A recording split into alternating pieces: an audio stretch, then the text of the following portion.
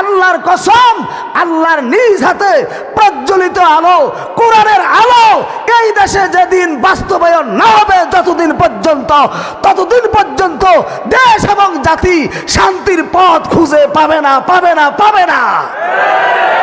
ঠিক না বেঠে?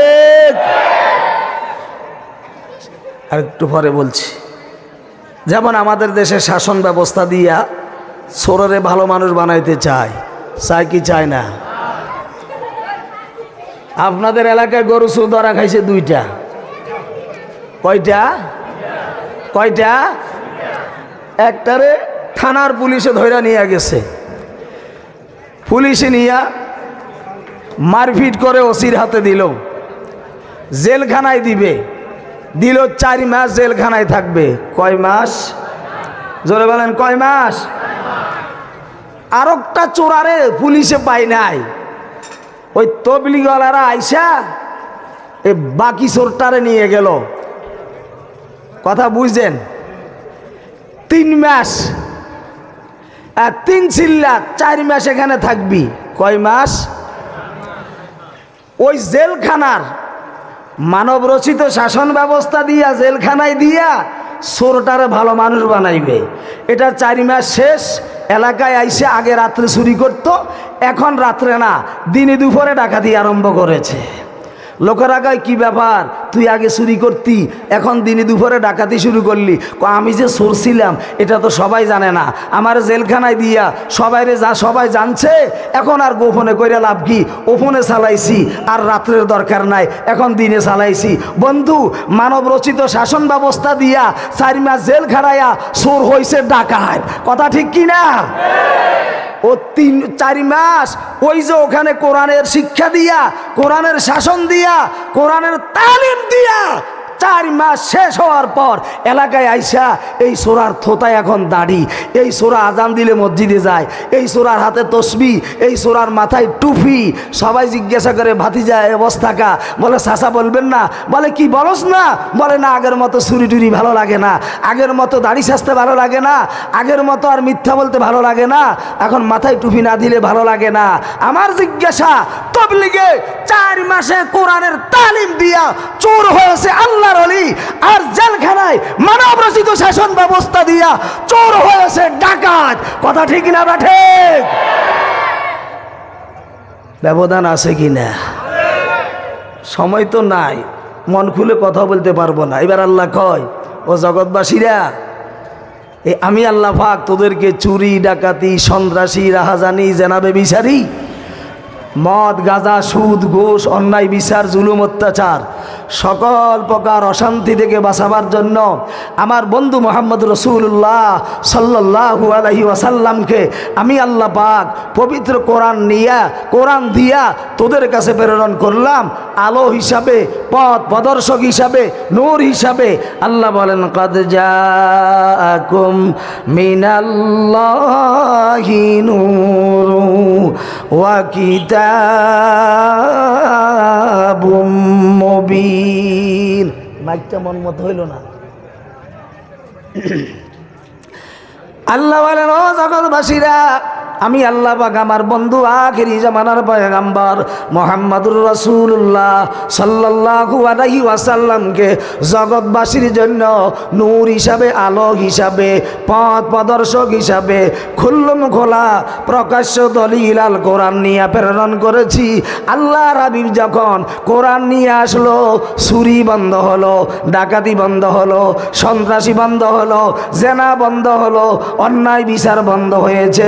নবীজি আল্লাহর কোরআন দিয়া ওই চোর ডাকাত গুলাকে সোনার মানুষে পরিণত করেছে। কথা ঠিক কিনা? মুসলমান ভাইরারে আমার, সময় নাই, লম্বা কথা বলতেও পারবো না। আল্লাহ নবী যখন কোরআনের দাওয়াত দিতেছে, আর আল্লাহ নবী এই বলে ঘোষণা দিলেন, জালিকাল কিতাবু লা রাইবা ফি আইলা শাক্কা ফি, আমি এমন একটা শান্তির বাণী নিয়ে এসেছি যার মধ্যে ভুল নাই, সন্দেহ নাই, সন্দেহের অবকাশ বলতেও নাই। নবী আল্লাহর কোরআনটা পড়ে আবু জাহেলও শুনলো, শুই না তাদের কাছে ওই কোরআনটা কবিতার মতো লাগছে। আবু জাহিল্লা তার দেশের সমস্ত কবিদেরকে ডাকলো, আর শিক্ষিত লোকদেরকে ডাকলো, শিক্ষিত পণ্ডিতদেরকে ডাকলো। তোমরা কি আব্দুল্লাহর বেটা মোহাম্মদ যেইভাবে কবিতা পড়ে আরবি ভাষায়, তোমরাও কি এইভাবে কবিতা বানায় দিতে পারবা না? আল্লাহ নবী কোরআন শরীফের সূরাগুলি পড়ে, এক একটা সূরার প্রতিটা আয়াতের শেষে মিল আছে। কিছু কিছু সূরা আছে হা হা, এইভাবে কিছু আছে না না, আছে না নাই? যেমন শামসি ওয়া দুহাহা ওয়াল কমারি ইযা তালাহা ওয়ান নাহারি ইযা জাল্লাহা ওয়াল লাইলি ইযা ইয়াগশাহা ওয়াস সামাই ওয়া মা বানাহা ওয়াল আরদি ওয়া মা তাহাহা ওয়া নাফসি ওয়া মা সাওয়াহা ফাআলহামাহা ফুজুরাহা ওয়া তাকওয়াহা قد أفلح من زكاها وقد خاب من دساها كذبت ثمود بتقواها إذ انبعث أشقاها فقال لهم رسول الله ناقة الله وسقياها فكذبوه فعقروها ফাদামদামা। এইভাবে এই সূরার প্রতিটা আয়াতের শেষ শেষে হা হা আছে, আছে না নাই? এটাতে কবিতার মতো লাগতেছে। আবার অন্য সূরা আল কারিআতু মাল কারিআ ওয়া মা আদরাকা মাল কারিআ, এইভাবে প্রতিটা সূরার শেষ শেষে হা হা উচ্চারণ হয়, আছে না নাই? এরা মনে করছে মোহাম্মদ আরবি ভাষায় কবিতা পড়ে, এটাও কবিতা। কবিদেরকে ডাক দিল, তোমরা পারবে কি না? সবাই বললে হ্যাঁ আমরাও পারবো। সংক্ষেপে বলছি, নবীর দরবারে চলে গেল, দাও তোমার কোরআন দাও, কোরআন থেকে একটা সূরা দাও। নবীজি তো আমাদের দেশের নেতাগো মতো সকাল বিকাল জবানের পরিবর্তন করে না। সকালে এক প্রকার বক্তৃতা, সন্ধ্যা আরো প্রকার বক্তৃতা দেয় না। আল্লাহর পক্ষ থেকে যেটাই আসে ওটাই নবীজি মানুষের কাছে পৌঁছায়। কথা ঠিক কিনা? আল্লাহর সিদ্ধান্ত সূরা কাউসারটা দেওয়া হলো।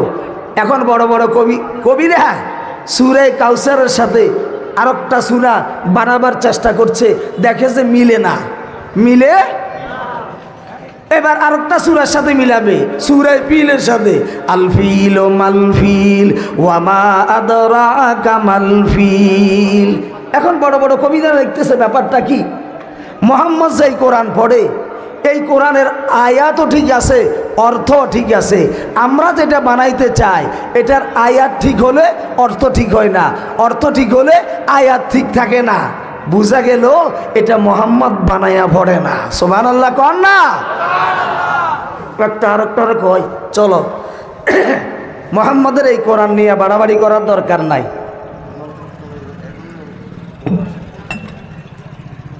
মোহাম্মদ যেই কোরআনের কথা বলছে এটা মোহাম্মদ বানাইয়া বলে না, এটা নিয়ে আমরা বাড়াবাড়ি করে লাভ হবে না, তার আমানত তারে দিয়ে আসি। নবীজির সামনে যায় কয়, মোহাম্মদ আমরা মনে করেছিলাম হয়তো তুমি এই কোরআনটা বানায়া পড়ো, কবিতার মতো করে পড়ো, আমরা তোমার কোরআনের মতো কোরআন বানাইতে পারবো। দুঃখের বিষয় চেষ্টা করলাম, আমরা আয়াত বানালে অর্থ মিলে না, অর্থ বানালে অর্থ মিললে আয়াত মিলে না। মোহাম্মদ রে আমরা স্বীকার করে নিতেছি লাইসা হাযা কালামুল বাশার। মোহাম্মদ রে এটা তোমার মুখের বাণী নয়, তোমার বানানো কোনো কবিতা নয়। আমরা স্বীকার করে নিলাম এটা হলো আসমানি আওয়াজ, আল্লাহর বাণী। সুবহানাল্লাহ কন্যা। মুসলমান ভাইরা আমার, নবীজি কোরআনের দাওয়াত দেয় আর দেশের চোর ডাকার সন্ত্রাস সবাই কোরআনের কথাগুলি শুনে, কোরআনের কথা শুনে, কোরআনের তেলাওয়াত শুনে চোর ভালো হয়, ডাকাত ভালো হয়, সন্ত্রাস ভালো হয়। নবীজি কোরআনের দাওয়াত দিতেছে, এমত অবস্থায় চোরেরা ওই দেশের লোকেরা নবীজির দরবারে যায়। আবু জাহেল তাকায়া দেখলো কিছু মানুষ নবীর দরবারে আসা যাওয়া করে, খবর নিয়ে জানলো এই লোকগুলি কোথায় যায়, বলে মোহাম্মদের দরবারে যায়। বন্ধুরা আমার, আবু জাহেল রাষ্ট্রীয়ভাবে আইন পাশ করলো, রাস্তায় জনগণ বের হতে পারবে না, মুহাম্মাদের দরবারও কেউ আসা যাওয়া করতে পারবে না। কিন্তু গোপনে গোপনে যেই লোকটা একবার কোরআনের তেলাওয়াত শুনেছে, ওই লোকটা নবীর দরবারে আর না যায়া পারে না। একটা চোর, একটা জেনাখোর গোপনে গোপনে নবীর দরবারে যায়া কোরআনের তেলাওয়াত শুনি না কালেমা পড়ে মুসলমান হয়ে এসেছে। এই অবস্থায় গন্তব্যস্থানে কেমন করে আসবে? রাস্তায় তো আর্মি, বিডিআর, পুলিশ বাহিনী দেখা যায়। এই চোরটা, এই খারাপ লোকটা পাহাড়ের গুহার ভিতরে দিয়া আস্তে আস্তে আসতেছে। পাহাড়ের ভিতরে চিকন চিকন অন্ধকার সরু কিছু পথ থাকে। সোরাটা যখন আসতেছে, আর একটা সুন্দরী যুবতী নারী পানির কলসি ভর্তি কইরা একদিক থেকে আরেক দিকে যায়। হঠাৎ করে সামনের দিকে তাকায়া দেখে একটা যুবক আসতেছে আসরের নামাজের পর মাগরিবের আগে। মহিলাটা ডরে ভয়ে কাঁপতেছে। হারে পাহাড়ের এই গোপন পথ দিয়া চোর ডাকাত ছাড়া, সন্ত্রাস ছাড়া, খারাপ মানুষ ছাড়া এই সন্ধ্যাবেলায় কেউ আসে না। নিশ্চয়ই কোনো চোর ডাকাত হবে, নিশ্চয়ই কোনো সন্ত্রাস হবে, জেনাখোর হবে, অসৎ চরিত্রের মানুষ হবে। মহিলাটা ওই চোরার ভয়ে কাঁপতে কাঁপতে গাছের আড়ালে যায় আশ্রয় নিল। আর ওই যুবকটা যখন গাছের কাছে আসলো, মহিলার কাছে আসলো, ডাক দিল, মা, ও মা, মা, মা বলে যখন ডাক দিল, মহিলাটা ডাক দিয়া বলল, যুবক রে, তুমি কে? আমি তোমার চিনি না, জানি না। আমি তো ভেবেছিলাম তুমি একজন চোর হবে, ডাকাত হবে, তুমি একজন জেনাখোর, হাইজ্যাকার হবে, খারাপ মানুষ হবে। ওই লোকটা বলল, যুবকটা বলল, ও মহিলা, চোর ব্যবস্থাও সত্য, ডাকাত ব্যবস্থাও সত্য, সন্ত্রাস ব্যবস্থাও সত্য, জেনাখোর ব্যবস্থাও সত্য। তবে একটু আগে আখিরি জামানার পয়গাম্বর মুহাম্মদুর রাসূলুল্লাহ সাল্লাল্লাহু আলাইহি ওয়াসাল্লামের দরবারে যায়া কোরআনের তেলাওয়াত শুইনা কালেমা পড়ে মুসলমান হয়ে এসেছি। নবীর দরবারে যায়া কালেমা পড়ে মুসলমান হওয়ার পর একজন মুসলমানের আর চুরির অভ্যাস থাকতে পারে না, ডাকাতি করতে পারে না, জেনা করতে পারে না, সন্ত্রাসী করতে পারে না, অন্যের উপরে আঘাত করতে পারে না। আল্লাহ নবী কোরআন দিয়া সোনার মানুষ উপহার দেয়। সুবহানাল্লাহ বলেন না? ও মনসাদপুরের এলাকার মুসলমানেরা, তাহলে কি বুঝলাম? আল্লাহ নবী কোরআন দিয়া খারাপ মানুষগুলাকে ভালো মানুষ বানাইছে, অশান্তির পরিবেশ দূর কইরা শান্তির পরিবেশ সৃষ্টি করেছে। কথা ঠিক কি না? আমরা কি সেই কোরআন চাই? আমরা কি সেই কোরআন দিয়ে অশান্তি থেকে বেঁচে শান্তির সমাজ, শান্তির দেশ, শান্তির জীবন আমরা গড়তে চাই? কারা কারা রাজি হয়ে হাত তুলে দেখান।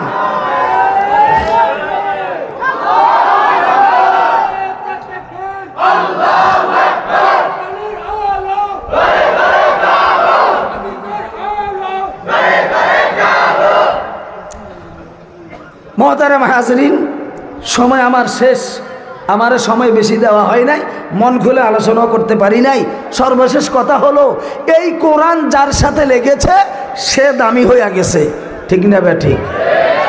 এই কোরআন যে বস্তুর সাথে লেগেছে সে বস্তুও দামি হইয়া গেছে। হয়েছে কি না? আমার নবীরে আল্লাহ দামি বানাইছে, সম্মানী বানাইছে, নবীর উপরে কোরআন নাজিল কইরা। মক্কা মদিনারে আল্লাহ পাক দামি বানাইছে, কোরআন সেই দেশে নাজিল কইরা। কথা ঠিক না? আলোচনা শেষ। আমাদের দেশে মহিলারা শাড়ি পরে, বড় শাড়ি 50,000 টাকা, 1 লক্ষ টাকা। আছে না নাই? জোরে কন্যা, আছে না নাই? 50,000 টাকার শাড়িটা যদি পায়ের নিচে পড়ে, সালাম করেনি? এই কোন লোকগুলা উত্তর দেয় না, সালাম করেনি? পেশাব পায়খানা লাগলে এটার মনে হয় ধুইয়া টুইয়া খুব বুকে টুকে চড়াইয়া ধরে। কিন্তু বাবা, মার্কিন কাপড় দিয়া 20 টাকা 30 টাকা দরের গজের কাপড়, কোরআন শরীফের একটা জুজদান বানাইছে, মূল্য হইল 25 টাকা বা 20 টাকা। ঠিক না বা ঠিক? এটা কি দামি কাপড় নেই? কিন্তু এই জুজদানটা যখন হাত থেকে পড়ে যায়, পায়ে লাগে, অথবা এমনি মাটিতে পড়ে, সাথে সাথে এই মার্কিন কাপড়ের এই টুকরাটা এই জুস্তানটার উঠাইয়া বুকে লাগায়। চুমু খায়, চোখে লাগায়, কপালে লাগায়, সালাম করে, সম্মান করে, ঠিক না ঠিক? 50,000 লক্ষ টাকার বড় সারিয়ে লাথি খাই, সালাম পাই না, আর 20 টাকা 25 টাকার মার্কিন কাপড়ের এই টুকরাটা এত বড় দামি হইল কি ওই কাপড়ের ভাওয়ারে না কোরআনের ভাওয়ারে? আমি যে এই চেয়ারে বসলাম 10,000 টাকা দাম। কত? এটা আমার পাও লাগেনি, কথা কয় না কা? 50-60,000 1 লক্ষ টাকার খাটে ঘুমান, বাচ্চারা পায়খানা করেনি, পেশাব করেনি, লাথি লাগেনি, একদিনও সালাম করছেন, একদিনও সম্মান দেখাইছেন? মান্দার গাছের তক্তা দিয়া রেল বানাইছে। আপনাকে এলাকার বাজারে বিক্রি হয় 50 টাকা 40 টাকা। রেল এটা বাড়িতে আয় না, কোরআন শরীফ রাইখা কোরআন তেলাওয়াত করেছে।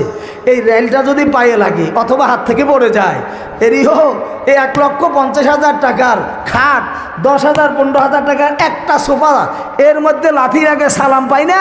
50 টাকা 40 টাকার মান্দার গাছের তক্তাটা হাত থেকে পড়ে গেলে বুকে লাগে, চোখে লাগে, কপালে লাগে, চুমু খায়, সালামের সম্মানের মালিক হয়। কথা ঠিক না ব্যাঠে? কেন? ওই কাঠের ভাওয়ারে না কোরআনের ভাওয়ারে? বছরে কয় মাস? এই কয় মাস? সামনে আসতেছে কি মাস? ওর পিছনারা কয় না, সামনে আসতেছে কি মাস? 12 মাসের মধ্যে রমজান মাসটা কি অল্প দামি না বেশি দামি? একটা নেকামল করলে 70টা 700টা 700 কোটি পর্যন্ত দেয়, ঠিক না ব্যাঠে?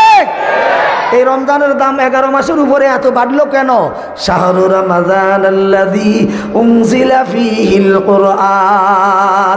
আল্লাহর কোরআনটা এই রমজান মাসে নাজিল হওয়ার কারণে, কোরআনের সাথে রমজানের সম্পর্ক লাগার কারণে 11 মাসের উপরে আল্লাহ পাক 1 মাস রমজান মাসের সম্মান আর মর্যাদার দাম আল্লাহ বাড়িয়ে দিয়েছে। কথা ঠিক কিনা? খোদার কসম, একটা রাত আছে শবে কদরের রাত, ওই রাত আবাদত করলে 83 বছর 4 মাসেরও বেশি আবাদতের সব দেওয়া হয়। বছরে 364টা রাতকে বাদ দিলে 65 রাতে অথবা 65 দিনে বছর হয়। তাহলে দিন যেমন 365 রাতও আছে, আছে না নাই? একটা রাতের এত ভাবার কেন? ইন্না আনজালনাহু ফী লাইলাতিল কদর। আল্লাহর কোরআনটা এই রাতে নাজিল হয়েছে বিধায় আল্লাহ পাক 366 রাতের উপরে 65 নম্বর রাত, এই রাতটাকে আল্লাহ পাক দামি আর সম্মানী বানিয়ে দিয়েছে একমাত্র ওই রাতের সঙ্গে কোরআনের সম্পর্ক লাগার কারণে। কথা ঠিক কিনা?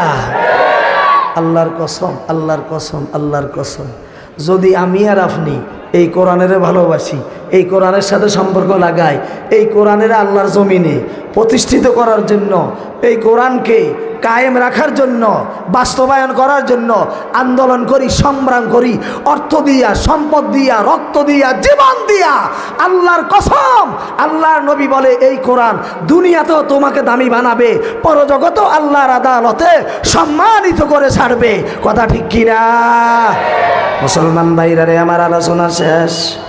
হাসর মাঠ যখন কায়েম হবে, সূর্যটা মাথার উপরে আসবে, জমিনটা তামার জমিন আগুনের মতো লাল লাল হয়ে যাবে।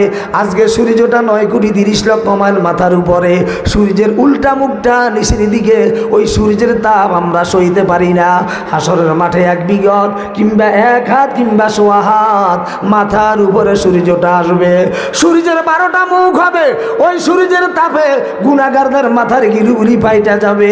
জমিনটা তামার জমিন, পাও রাখা সম্ভব হবে না। সমস্ত হাসরবাসীরা গলা কাটা কবুতরের বাচ্চার মতো নাচতে থাকবে, চটপট চটপট করতে থাকবে। ওই মুহূর্তে সন্তানগুলি দৌড়াবে মা বাবার পিছনে, মা বাবা দৌড়াবে সন্তানের পিছনে। একজন আরেকজনকে দেখলে পালিয়ে যাবে। সন্তান মায়ের পরিচয় দিবে না, বাবা মা সন্তানের পরিচয় দিবে না।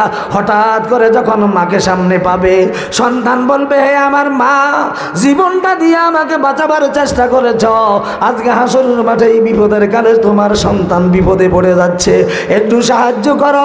মা বলবে, তুই কে? আমি তোরে চিনি না, আমার পেটে কোনো সন্তান আমি ধারণ করি নাই, আমার সামনে থেকে সরে যা। বাবার কাছে যাবে, বাবা বলবে আমি কোনো সন্তান জন্ম দিই নাই। ভাইয়ের কাছে যাবে, বলবে আমার কোনো ভাই ছিল না। স্ত্রীর কাছে যাবে, স্ত্রী বলবে আমি কারো কাছে বিবাহ শাদীও বসি নাই। এইভাবে ধরতে ধরতে সকলের কাছ থেকে বঞ্চিত হয়ে যাবে। আল্লাহ নবী কয়, আমার উম্মতেরা, যেই শরীরের উপরে মশা মাছি বসা আরাম ছিল, তোদের কাছে এই কোরআনটা পৌঁছাইতে যায় তাইফের জমিনে আমার এই শরীরটাকে বৃষ্টির মতো পাথর মেরে মেরে আমাকে রক্ত রঞ্জিত করা হয়েছে, আমার শরীরটাকে ক্ষত বিক্ষত করা হয়েছে। ওহুদের ময়দানে আমার তাজা দাঁত ভেঙে দেওয়া হয়েছে। লোহার হেলমেট, লোহার টুপি, লোহার হেলমেট আমার মাথার ভিতরে ঢুকানো হয়েছে। আমি তোদের কাছে, আল্লাহর রাস্তায় এখানে আওয়াজ দিয়েন না, আমি তোমাদের কাছে আমার রক্ত মাখা দাঁত ভাঙ্গা এই কোরআনটা রেখে যাচ্ছি আমানত। যেদিন তোমার মা ভুলে যাবে, যেদিন তোমার বাবা ভুলে যাবে, যেদিন তোমার ভাই বোন ভুলে যাবে, যেদিন আপনজনেরা ভুলে যাবে, আল্লাহ নবী কয় আল কুরআনু হুজ্জাতুল লাকা ওয়া আলাইকা, আমি নবী ঘোষণা দিলাম ওই বিপদের কালে, মুসিবতের সময় দুনিয়ার সকল আপনজনেরা ভুলে যাবে, আমার রক্ত মাখা কোরআন তোমারে ভুলবে না। সেই দিন এই কোরআন আল্লাহর আদালতের সামনে দাঁড়ায়া বেরিগির সৃষ্টি করবে আর বলবে, আল্লাহ গো, আমার বন্ধু আব্দুল করিম আব্দুর রহমানের এখন বিচার কার্য শুরু হয়েছে। যতক্ষণ পর্যন্ত আমার বন্ধুর জন্য জান্নাতের দুয়ার খোলা হবে না, ততক্ষণ পর্যন্ত আমি কোরআন এই বেরিগেট ছাড়বো না। আল্লাহ বলবে, কেন রে কোরআন? বলে, আমার বন্ধু সকাল বিকাল আমার তেলাওয়াত করেছে, আমি কোরআনের জন্য আন্দোলন সংগ্রাম করেছে, আমি কোরআনের জন্য রক্ত দিছে, আমি কোরআনের জন্য জীবন দিছে। আজকে আমার বন্ধুরে জান্নাতে দেওয়ার আগ পর্যন্ত আমি আমার বেরিগেট ছাড়বো না। আল্লাহ বলবে, কোরআন বন্ধুর গুণগুলার কথা বলেছ, বন্ধুর অন্যায়গুলার কথা প্রকাশ করো নাই, যাও কোরআন তোমার সম্মানার্থে আমি আল্লাহ পাক তোমার বন্ধুর অন্যায় অপরাধগুলি গোপনে গোপনে ক্ষমা করে দিলাম, আর তোমার সুপারিশটা কবুল কইরা তোমার বন্ধুর জন্য আমার জান্নাতের দুয়ারটা খুলিয়া দিলাম। চিল্লায়া বলেন না সুবহানাল্লাহ। ও মনসাদপুর এলাকার মুসলমানেরা, সেই দিন আল্লাহর আদালতের সামনে আল্লাহর কোরআন সুপারিশ করবে। ওই দিন কোরআনের সুপারিশ লইয়া আপন জনেরা ভুলে যাবে, কোরআনের বন্ধু বানায়া হাসরের মাঠে উঠব, কোরআনের সুপারিশ লইয়া জান্নাতে যাব। আশা আছে কিনা? আয় আল্লাহ তুমি কবুল করো। আয় আল্লাহ, যারা হাত উঠাইছে সবাই রে কোরআনের বন্ধু বানায়া দাও। আয় আল্লাহ, সকলের অন্তরে কোরআনের ভালোবাসা জায়গা দিয়া দাও। আয় আল্লাহ, কিয়ামতের মাঠে এই কোরআনের